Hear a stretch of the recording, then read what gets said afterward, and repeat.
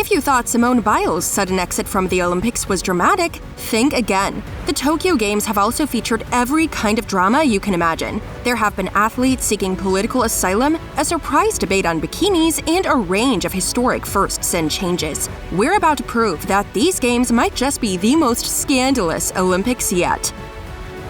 Mental health is the real star. U.S. gymnast Simone Biles caused the first big scandal at this year's Olympics when she abruptly left the floor during a routine, citing medical issues. But it wasn't a physical issue. In a move that's been praised by the media and her fans, Simone admitted that the real reason behind her exit was a mental health struggle. The Olympics are no joke, and the pressure on the 24-year-old gymnast was insane, as she planned to scoop up a mind-blowing 6 gold medals. Sadly, that will never happen now. After skipping 2 events and annihilating her chances at making Olympics history with all the medals she could have won, Simone stunned us again, twice. First when she returned for her final event, and again when she only won bronze. I say put mental health first, because if you don't, then you're not going to enjoy your sport and you're not going to succeed as much as you want to. Simone wasn't the only contender to have spoken up about mental health. Japanese tennis star Naomi Osaka has been struggling with depression for years, and the Olympic pressure did not help. After losing out on a medal, she explained, "I definitely feel like there was a lot of pressure. I think it's because I haven't played in an Olympics before, and for the first one to be here was a bit much." However, the most unexpected nod to mental and emotional well-being came from British diver Tom Daley. While watching the women's diving final, he was spotted doing something totally unexpected in the stands: knitting. There's an excellent reason for his hobby. It's kept him sane during the stressful lead-up to the games. And since winning his first gold, he's using this skill to celebrate by making sure his medal doesn't get scratched. And that's still not the strangest thing we saw at the Tokyo Olympics. Politics tried to steal the show.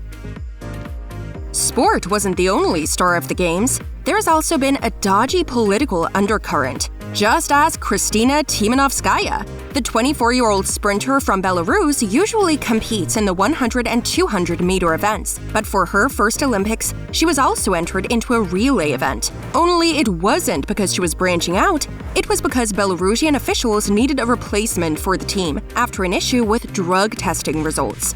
And all hell broke loose when Kristina spoke up about it. After complaining on social media about the relay, Kristina was kicked off the team and sent home, but she refused. Instead, she sought police protection and a humanitarian visa. Since then, Belarusian officials said they were sending her home for her mental and psychological health, which is just plain awkward. Now the sprinter is safely in Poland, where she has tried to diffuse tensions with a second social media post.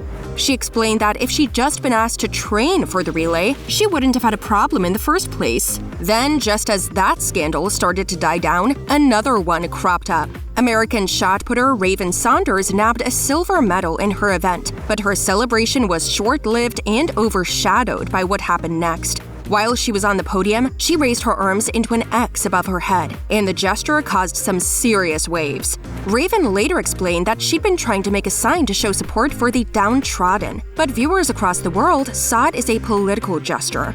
Thankfully, the International Olympic Committee didn't agree that she'd broken any rules against political gestures, or she'd have been in huge trouble and forfeiting her medal and facing sanctions. And speaking of breaking the Olympic rules, it's time to talk about the outfits.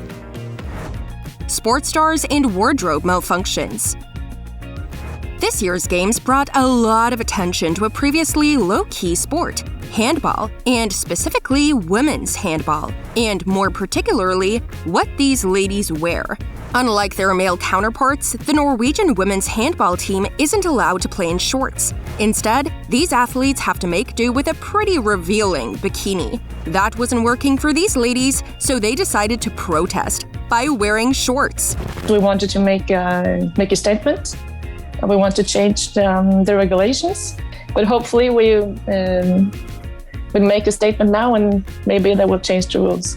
Sadly, this didn't get the response they were hoping for, and they were actually fined 1,500 euros for improper clothing. When the rest of the world found out about the fine, the internet was shook, and feminists everywhere called out the games. But one woman took it further. Pink not only applauded the Norwegian ladies' protest, but she offered to pay their uniform fine. Other celebs have spoken out too, like tennis queen Billie Jean King, who's fed up with sexualization in sport. But she's not the only one fed up. For many fans, these games were doomed from the start because the scandal started long before the opening ceremony. The games were making headlines before they started. Not only has the original team behind the bid been fired, along with the director of the opening ceremony, but the games cost double the original budget. Even the logo caused trouble because a Belgian designer filed for plagiarism and copyright infringement. The athletes also have to follow a bunch of strict rules because the Olympics are being held during a global pandemic after a year-long delay. And the worst part is, if they don't follow all these crazy rules, they'll pay. Literally, because they'll be fined. But this hasn't stopped the spread of the virus, and some participants, including the U.S. gymnastics reserve team, were infected and forced to go home, destroying their Olympic dreams. But not everyone had a terrible Olympic experience. There was also drama of the good kind. The main event of these games might seem to be the drama, but this hasn't managed to overshadow the more heartwarming moments at the Olympics. There were a bunch of historical firsts during the Tokyo Games, and the ladies are really representing. U.S. wrestler Tamyra Mensah-Stock became the first black woman to ever win a medal in the sport, while Jamaica's Elaine Thompson-Herah was first to win the 100 and 200 meters at back-to-back games. Jasmine Camacho Quinn from Puerto Rico also nabbed her country's first ever gold medal for hurdles and set a new world record. An amateur cyclist and teacher from Austria called Anna Kiesenhofer won a gold medal, which was also her country's first gold since 1896. But don't forget Laurel Hubbard from New Zealand, who was the first openly trans athlete to complete at the Games, even though she was tragically eliminated in the final. The men didn't do so badly either.